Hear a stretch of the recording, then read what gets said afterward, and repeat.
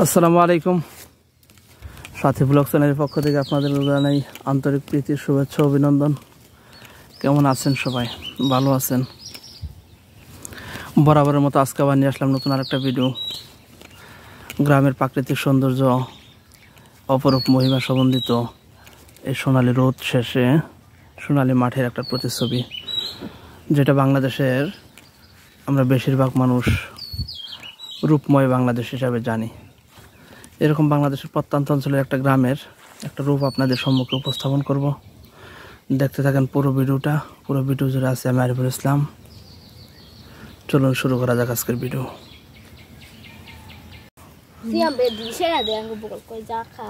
গ্রামের প্রত্যন্ত অঞ্চলের ভিডিওগুলো আপনাদের কেমন লাগে প্রথমে কিন্তু জানাইবেন। আমি অবস্থান করছি বর্তমানে বাংলাদেশের ময়ূরখান বরাবর একটা জেলা টাঙ্গাইল জেলার সর্বপূর্ব প্রান্তের একটা প্রত্যন্ত অঞ্চল। এই গ্রাম থেকে আপনাদেরকে এই সৌন্দর্যগুলি আমি আপনাদেরকে দেখাতে যাচ্ছি যে আসলে গ্রামের সৌন্দর্যগুলো কেমন হয়। বিশেষ করে এখন বাংলাদেশে চলছে বৈশাখ মাস, প্রায় শেষের দিকে। মাঠ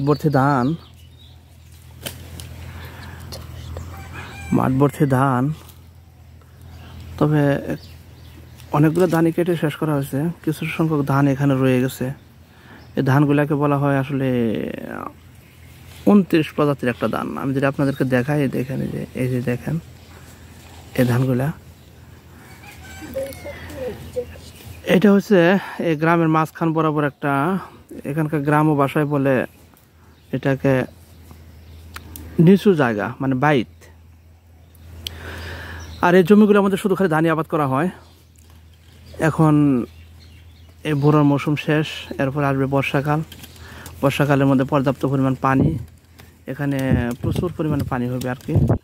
পানি হওয়ার পরে পানিটা যখন চলে যাবে, এরপরে আবার দেওয়া হবে আমন ধানের চারা রোপণ। তো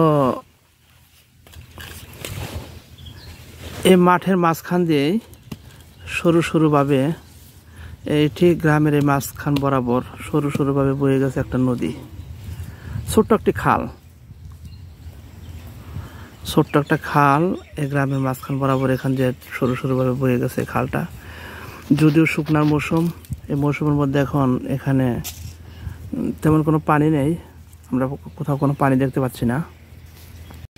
এই দেখতে পাচ্ছেন এখানে যে খালের পানিগুলো আছে, পানিগুলোর মধ্যে এই হাঁসের এত সুন্দর সাঁতার কাটা মজাই আলাদা, যা আসলে গ্রামের সৌন্দর্য বলে শেষ করা সম্ভব না। অপরূপ সৌন্দর্য মণ্ডিত একটা গ্রাম। আপনার গ্রামের নামটা কি? আপনার গ্রামে কি এরকম খাল আছে কিনা অবশ্যই কমেন্ট করে জানাবেন।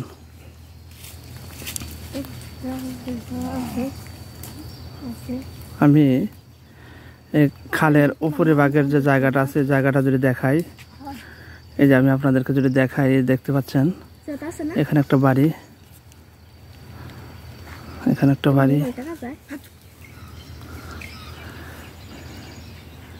একটা বাড়ি দেখতে পাচ্ছেন। এবং কি জমিগুলো হচ্ছে ফসলের জমি, এগুলোর মধ্যে বিভিন্ন প্রকার ফসল ফলানো হয়। সাথে এখানে বাড়িটা অনেক সুন্দর। আমি যদি এদিকে আপনাদেরকে দেখাই আরেকটু, এই জমিগুলো সব ফসলের জমি। সাথে এখানে দুটা খেয়ারের গাদা দেখতে পাচ্ছি, এগুলো গরুর জন্য প্রধান খাদ্য। এই এলাকার কৃষক যারা আছে তারা এই খাল পাড়ে যে জমিগুলো আছে এগুলোর মধ্যে ধান ফলায় এবং ধানের খড়গুলো এখানে গাদা করে রাখে বর্ষাকালে গরুকে খাওয়ানোর জন্য। বন্ধুরা, এই উপরে ভাগে যে জমিগুলো আছে, জমিগুলোর মধ্যে এরকমভাবে এই যে দেখতে পাচ্ছেন এই ছাগলগুলো চড়াচ্ছে, এরা বনের আনন্দে খাচ্ছে তারা ঘাস। এক অপূর্ব অনুভূতি আমরা দেখতে পাচ্ছি। তবে বন্ধুরা, শেষবেলায় আমি আপনাদেরকে যে জিনিসটা দেখাইব সেটা হচ্ছে, আপনাদেরকে যদি আমি দেখাই, এই দেখতে পাচ্ছেন এখানে সুন্দর একটা খেজুর গাছ মাঠের মাঝখানে। এই এলাকার কৃষক যারা আছে তারা এখানে ধান কাটে এবং কি খানিকটা সময় বিশ্রাম নেওয়ার জন্য এই খেজুর গাছের নিচে এসে বসে। এখানে সবসময় বয়ে রমরমা বাতাস, যা প্রাণটা শীতল করার মতো। সাথে আরেকটা জিনিস যদি আপনাদেরকে আমি দেখাই, দেখেন কাঁঠাল গাছ, কত সুন্দর সারি সারি কাঁঠাল গাছের মধ্যে আছে।